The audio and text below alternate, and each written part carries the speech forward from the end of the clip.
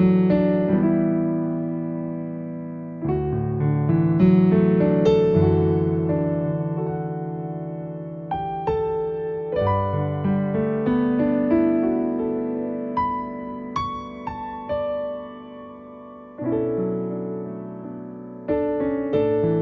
el Evangelio según Mateo, capítulo 12, Mateo capítulo 12, versículos 38 al 42.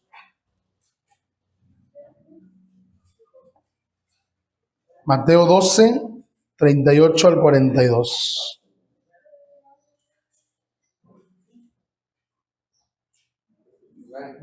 Vamos a dar lectura de estos versículos también alternando. Inicio yo en el 38, alternamos ustedes y yo y nos unimos en el 42. Dice la palabra del Señor: Entonces respondieron algunos de los escribas y de los fariseos diciendo: Maestro, deseamos ver de ti señal.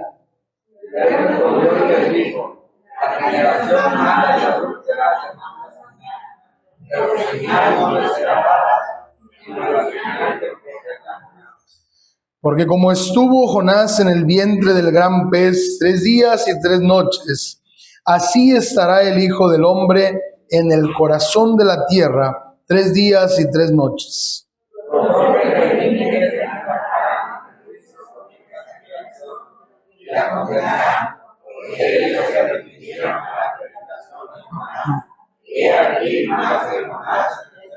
Unidos. La reina del sur se levantará en el juicio con esta generación y la condenará, porque ella vino de los fines de la tierra para oír la sabiduría de Salomón. Y he aquí más que Salomón en este lugar. Pensaron que nos habíamos librado de Jonás, pero no, todavía no. Uno más sobre Jonás. Vamos a orar. Padre, te agradecemos por este día. Te damos gracias, Señor, porque nos permites abrir tu palabra para meditar en ella, para poder estudiarla, para poder considerarla, Señor. Mi Dios, habla nuestras vidas.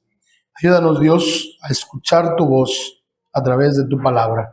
Bendice la vida de cada uno de nosotros. Oramos en el nombre de Cristo Jesús. Amén. Pueden tomar sus lugares.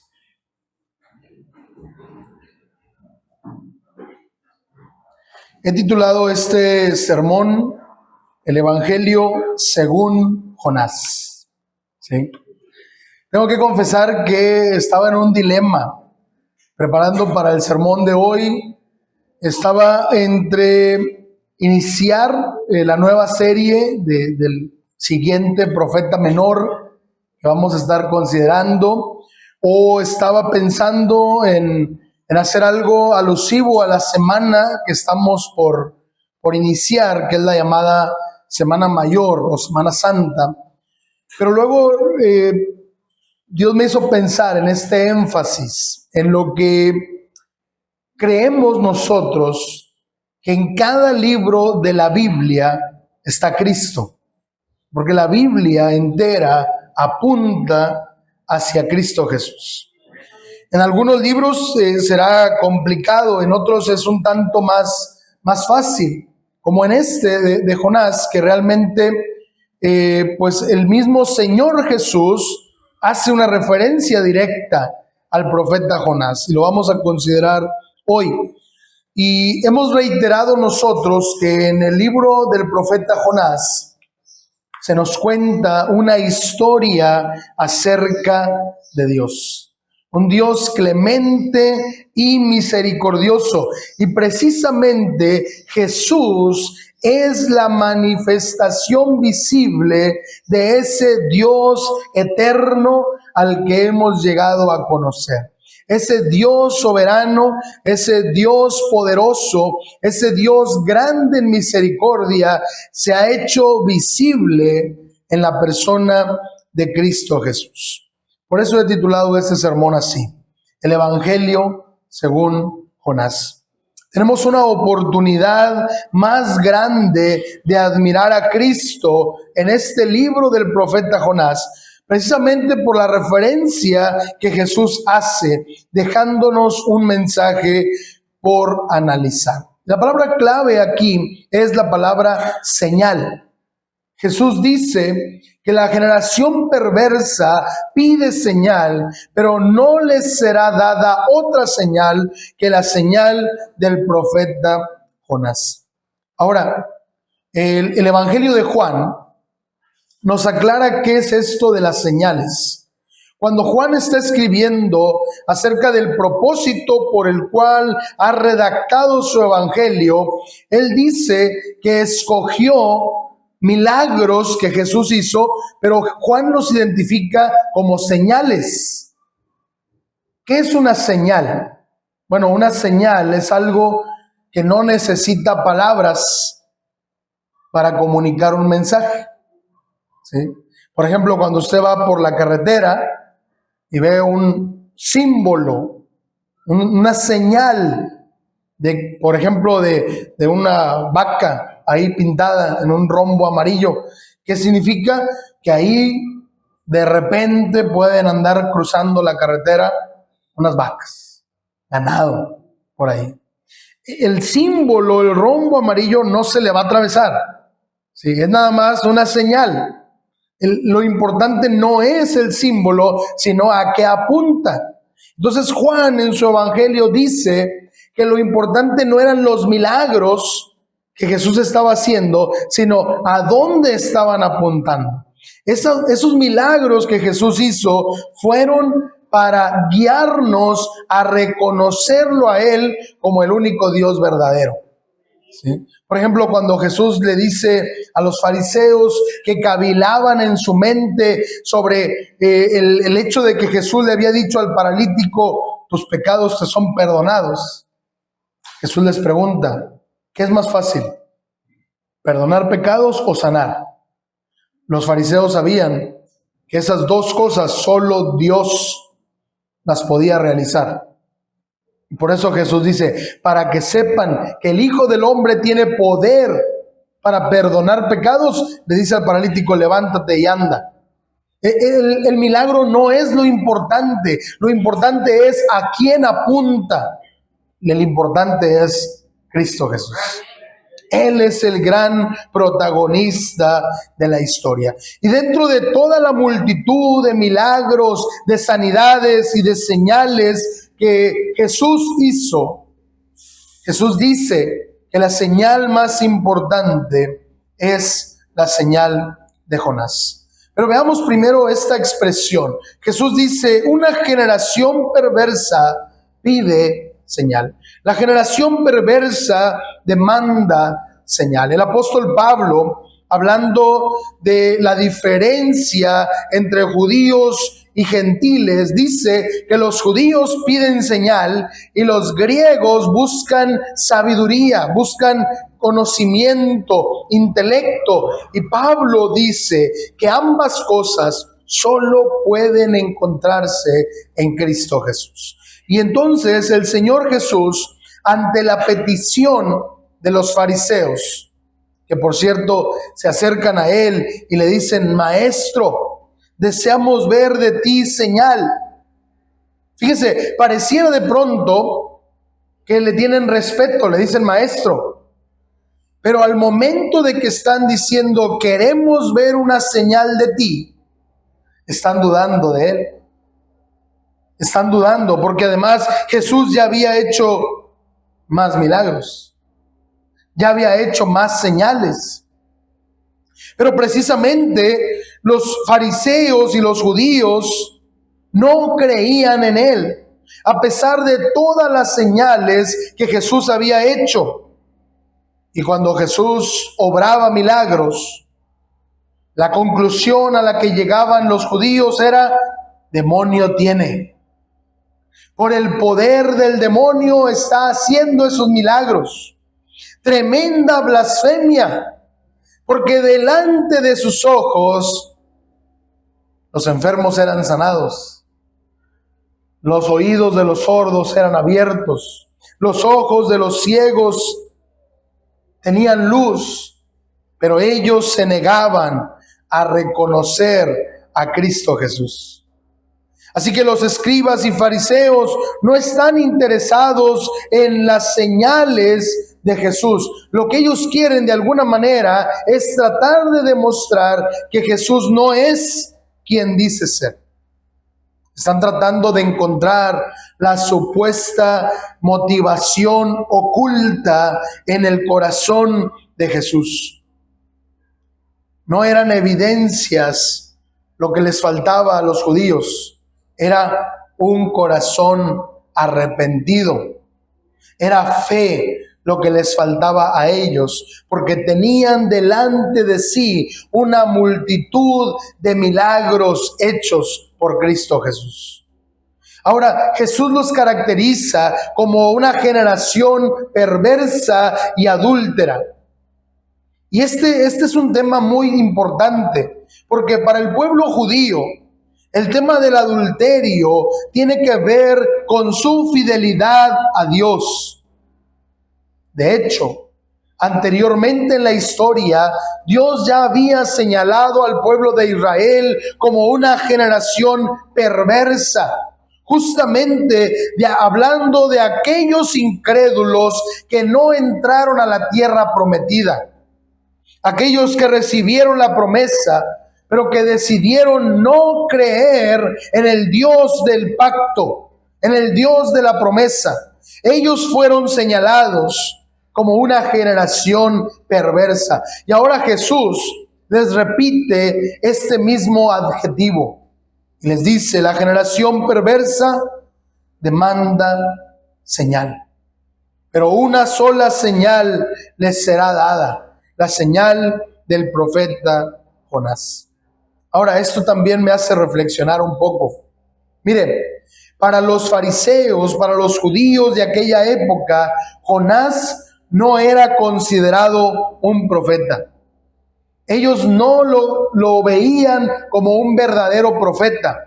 Cuando Nicodemo les dice a los fariseos que tal vez Jesús sí es un profeta de Dios, los fariseos le dicen a Nicodemo, analiza e investiga y ve que nunca ha habido un profeta de Galilea. Así le dicen a Nicodemo y le señalan que Jesús es de Galilea. Sin embargo, Jonás era de Galilea. Ahora, ¿qué tenían los fariseos contra Galilea? Bueno, la región de Galilea había sido acusada por el Sanedrín de desacato. Era una región donde había etnias mixtas, no había judíos puros.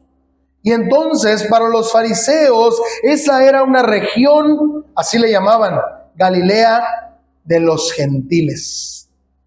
Ni siquiera la consideraban de los judíos. Galilea de los gentiles. Por eso para ellos no podía haber nada bueno que proviniera de Galilea. Por eso descartaban a Jonás. Además, lo descartaban también por el tipo de ministerio que había desarrollado. Los otros profetas, Isaías, Jeremías, Ezequiel, Amós, Oseas, fueron enviados al pueblo de Israel. Pero Jonás fue enviado al pueblo de Nínive. Sí, los otros profetas de pronto dieron un mensaje para los asirios, para los edomitas y demás, pero ellos tenían un ministerio con Israel. Y Jonás, su único ministerio fue con los de Nínive. Así que para los judíos, este hombre Jonás no era un profeta. No lo querían. De alguna manera, tenemos aquí una comparación con el mismo Señor Jesucristo. Porque así como Jonás el Galileo fue una pequeña luz para los de Nínive, ahora estaba delante de los judíos Jesús el Galileo, pero siendo el sol de justicia que resplandece no solo sobre los judíos, sino sobre todas las naciones. Este es Jesús, el que resplandece mostrando la gloria de Dios, para que todo aquel que en Él cree no se pierda, mas tenga vida eterna. Jesús insiste. La generación perversa pide una señal, pero no le será dada otra señal más que la señal del profeta Jonás. ¿Y cuál es esa señal del profeta Jonás? Ahí lo dice Jesús. Así como Jonás estuvo en el vientre del gran pez 3 días y 3 noches, así estará el Hijo del Hombre en el corazón de la tierra 3 días y 3 noches. Ahora, no quiero meterme en problemas, pero déjeme decirle algo. Normalmente tenemos la tradición de que Jesús murió en viernes y resucitó el domingo, pero las cuentas no salen. Porque Él mismo dice que va a estar 3 días y 3 noches en la tierra, ¿sí? No voy a entrar en polémica, de verdad, pero es una tradición que tenemos que parece ser que no es lo más correcto, ¿sí? No salen las cuentas. Pero el punto principal no es ese. No se trata de analizar los días o de contarlos. Se trata de entender el mensaje. Así como para Jonás fue necesario pasar por el valle de sombra de muerte, como propuse en uno de los sermones anteriores, quizá Jonás realmente murió ahí en el vientre del gran pez y Dios lo trajo a la vida nuevamente. Así Jesús está diciendo que es necesario para Él morir y volver a la vida. Así que Jesús está de alguna manera validando el ministerio de Jonás, que los fariseos no lo querían. Jesús dice que Jonás es un verdadero profeta, pero también Jesús está demostrando históricamente su muerte y su resurrección. Jesús y Jonás vivieron en medio de generaciones perversas y adúlteras.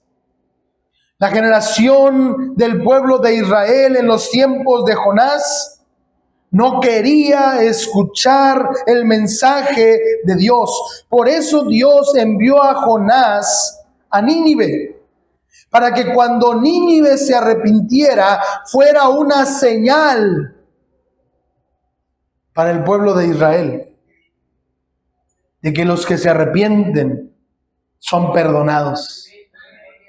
Y ahora Jesús está delante del pueblo judío diciendo que esta es la señal para demostrar que todo aquel que se arrepiente y cree en Jesús alcanza salvación y vida eterna. Y estas señales que Jesús está anotando aquí son señales contra la incredulidad. Jesús dice que los hombres de Nínive se van a levantar contra esa generación. El testimonio de los ninivitas va a ser una prueba en contra de los israelitas. Y Jesús hace un contraste muy hermoso entre lo que vivieron los de Nínive y lo que estaban viviendo en ese momento los judíos. Los de Nínive escucharon un sermón y se arrepintieron.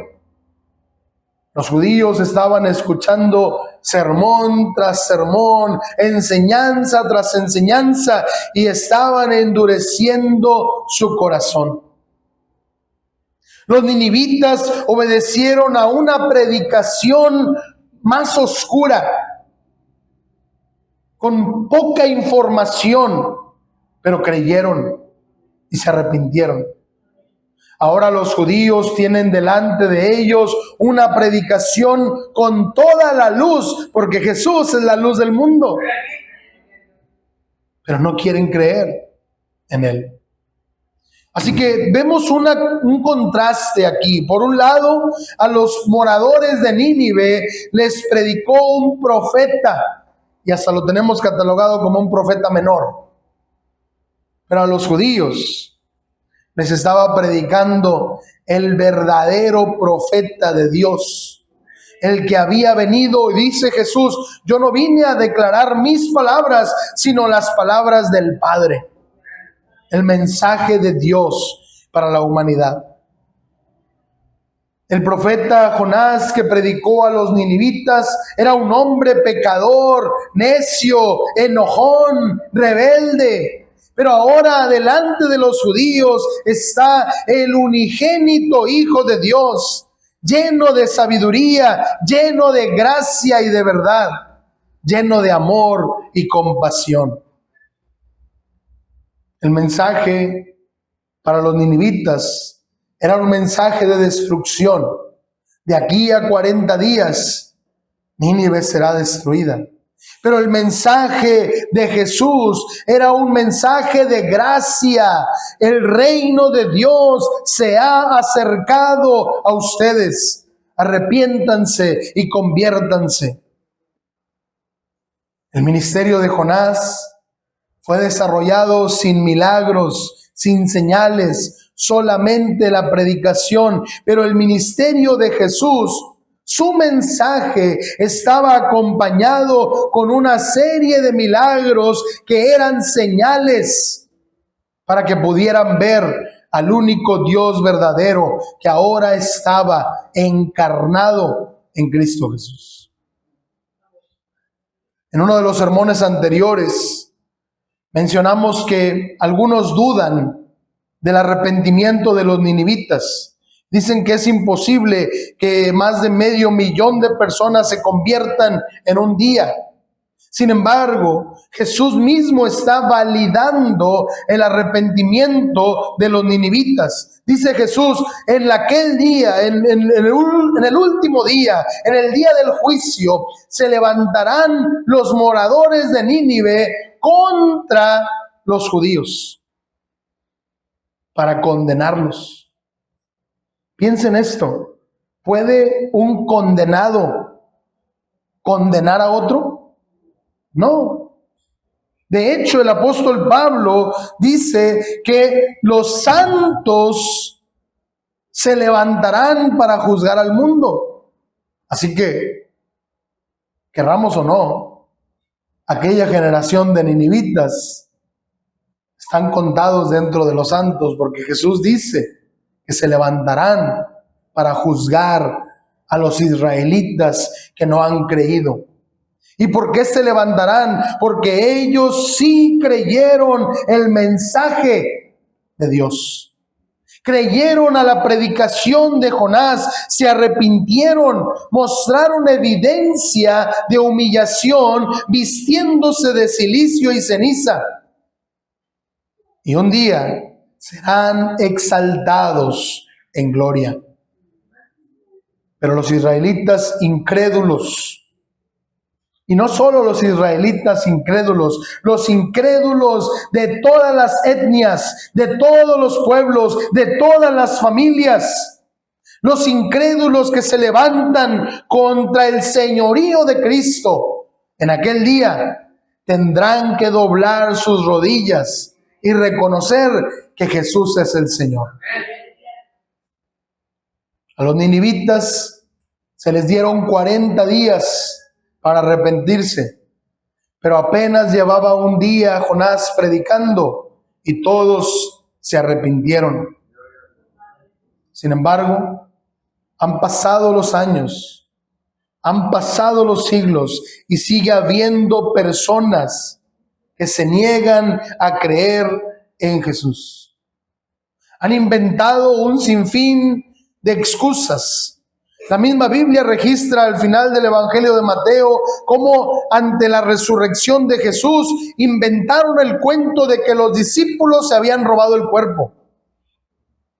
Y hasta hoy hay gente que sigue mostrando eso como un argumento para no creer en Jesús. Sin embargo, Jesús mismo les dice a los judíos: aquella generación de ninivitas creyó ante la predicación de Jonás, pero aquí hay uno más grande que Jonás. Ahora, es interesante la forma en que Jesús usa esta palabra, más grande, porque esta es la palabra clave en el libro de Jonás.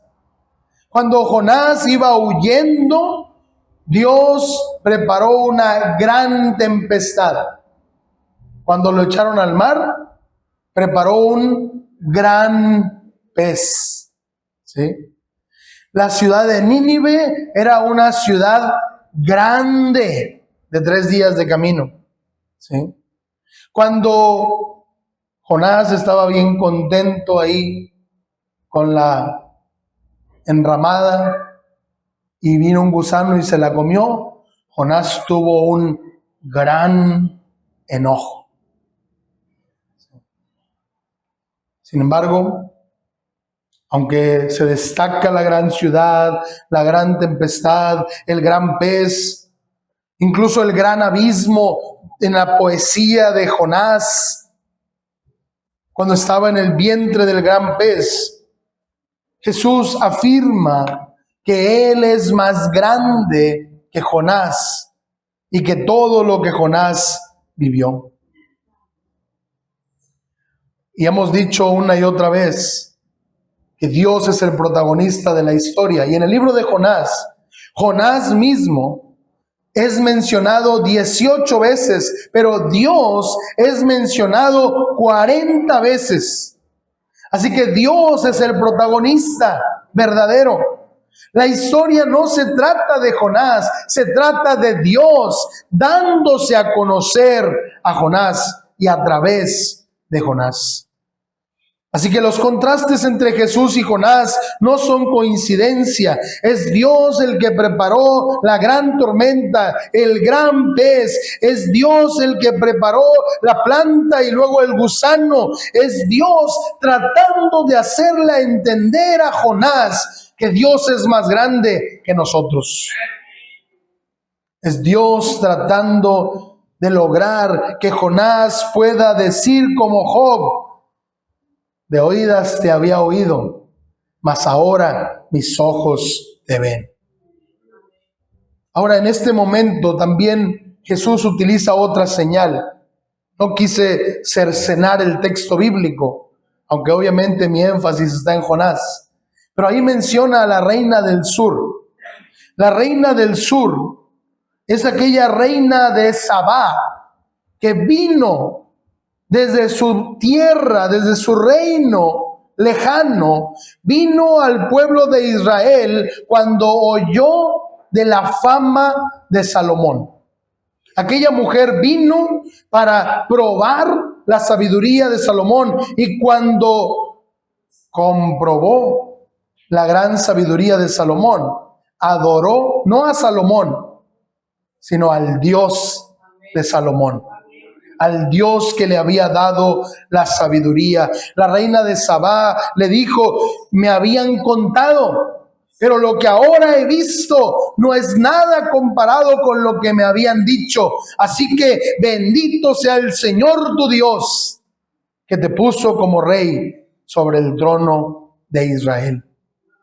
Jesús utiliza ese contraste para decirle al pueblo de Israel: en aquel día, en el día final, en el día del juicio, se levantará la reina del sur contra esta generación incrédula y perversa, porque ella creyó en Dios, porque vio a Salomón. Y aquí hay uno más grande que Salomón, que es Cristo Jesús. Pero hay un problema. Hay un problema que Jesús señala. Es el problema de la incredulidad. Así como aquel horrible gusano se comió la raíz de la planta y todo se vino abajo, la incredulidad devora nuestro conocimiento. La incredulidad es la raíz de todo pecado. Ha destruido más vidas que cualquier otra enfermedad. La incredulidad es peor que el cáncer. Es peor que todas las tragedias. Porque la incredulidad produce muerte espiritual. La incredulidad nos impide hacer lo que a Dios le agrada. La incredulidad nos impide acercarnos a Dios. Usted puede ver gente caminando aquí alrededor, pasando por la calle, y no necesita leer sus mentes para saber que van caminando y pensando, ¿qué hace esta gente ahí adentro? No necesita leer sus mentes porque tal vez alguno de nosotros lo pensamos algún día. ¿Qué hacen ahí adentro? ¿A poco no tienen otras cosas que hacer? ¿Por qué no aprovechan mejor el tiempo? Tal vez alguno de nosotros hemos caído en esas trampas de Satanás. Pues ¿para qué voy? Mira, toda la semana me la paso trabajando. El domingo es el único día que me puedo levantar tarde. El domingo es el único día que puedo dedicar para ir a pasear en familia. El domingo es el único día que tengo para lavar.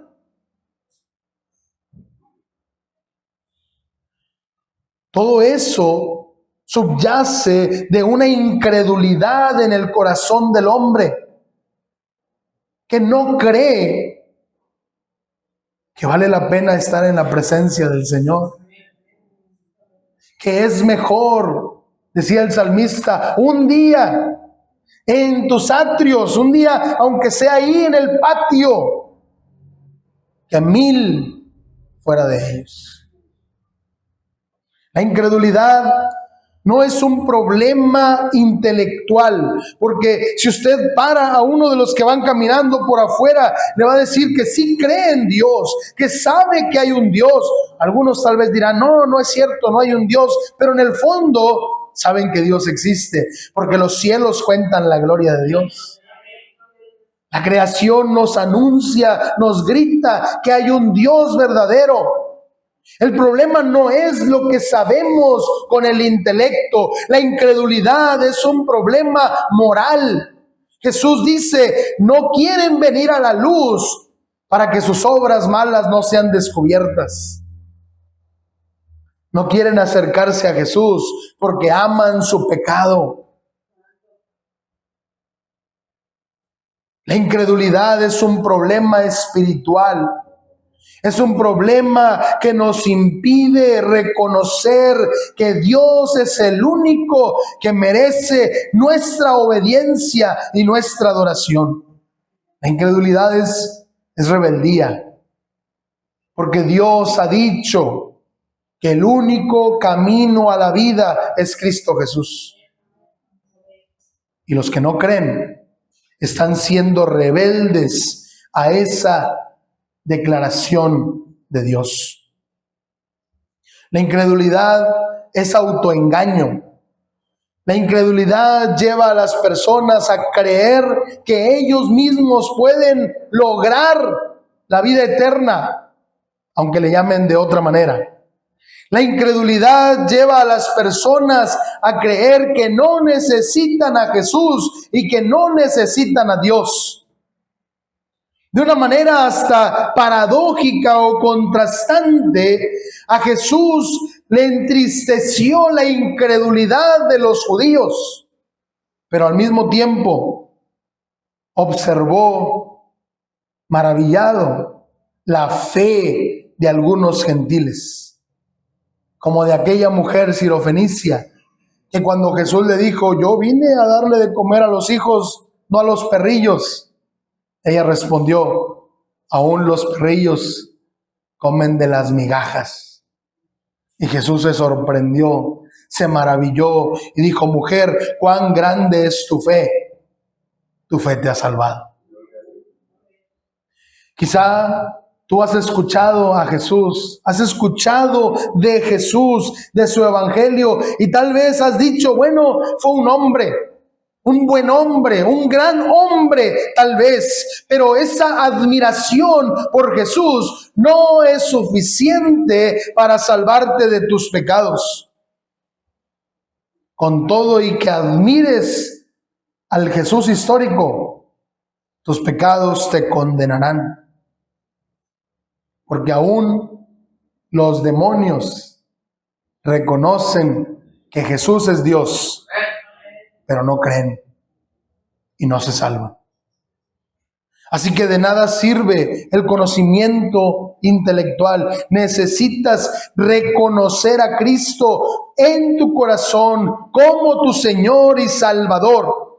Solo mediante el arrepentimiento y la fe puedes alcanzar salvación, porque sin fe es imposible agradar a Dios. No puedes recibir la aceptación de Dios porque no hay justo ni aun uno. No hay quien haga lo bueno, no hay quien busque a Dios. En el corazón del hombre no hay nada que nos haga agradables delante de Dios. Solo por la fe en Cristo podemos ser declarados justos delante del Padre. Quizás tengas dudas en tu corazón.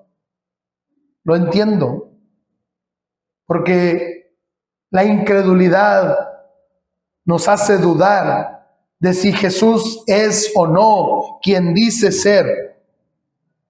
Pero aún en tu incredulidad puedes clamar como aquel padre necesitado cuando estando delante de Jesús le dijo, Señor, creo, ayuda a mi incredulidad. Puedes decirle hoy al Señor, creo en Jesús. Creo que Jesús es el Hijo de Dios. Creo que Jesús es el Dios eterno hecho hombre. Creo que Jesús es el Señor y Salvador. Y si lo crees, entonces estarás respondiendo ante esa señal, la señal de Jonás, la señal que Jesús puso para que pudiéramos creer que Él es quien dice ser. Cuando Jonás estuvo 3 días y 3 noches en el vientre del gran pez, llegó a una conclusión. Jesús dice que esta es la señal del profeta Jonás. Cristo murió por nuestros pecados conforme a las Escrituras, fue sepultado y resucitó al 3er día conforme a las Escrituras. La señal de Jonás nos lleva al poder del Cristo crucificado. La señal de Jonás nos hace dejar de ver a Jonás y poner nuestra mirada en Cristo Jesús, porque solo Cristo salva. La conclusión a la que llegó Jonás, estando en el vientre del gran pez, es que la salvación es del Señor. Y esa es la conclusión a la que podemos llegar cuando desde Jonás miramos a Cristo Jesús. La salvación es del Señor. Han pasado los años, han pasado los siglos, pero todo aquel que ha puesto su confianza en Jesús ha encontrado que la salvación es del Señor. Y todo aquel que ha creído en Él hoy tiene vida eterna, porque nada ni nadie, ni la muerte, ni la vida, ni ángeles, ni principados, ni potestades, ni lo presente, ni lo futuro, ni ninguna otra cosa creada nos podrá separar del amor de Dios que es en Cristo Jesús. Así, quiero dejar en paz a Jonás. Después de 2 meses, un poquito más, hemos visto a Jonás apuntando hacia Cristo Jesús. Él es el Salvador. La señal ahí está. Los ninivitas creyeron en el mensaje, se arrepintieron y fueron salvados. La señal está hoy también. Este es el mensaje que anunciamos, que en Jesucristo hay salvación para todo aquel que cree. Vamos a orar.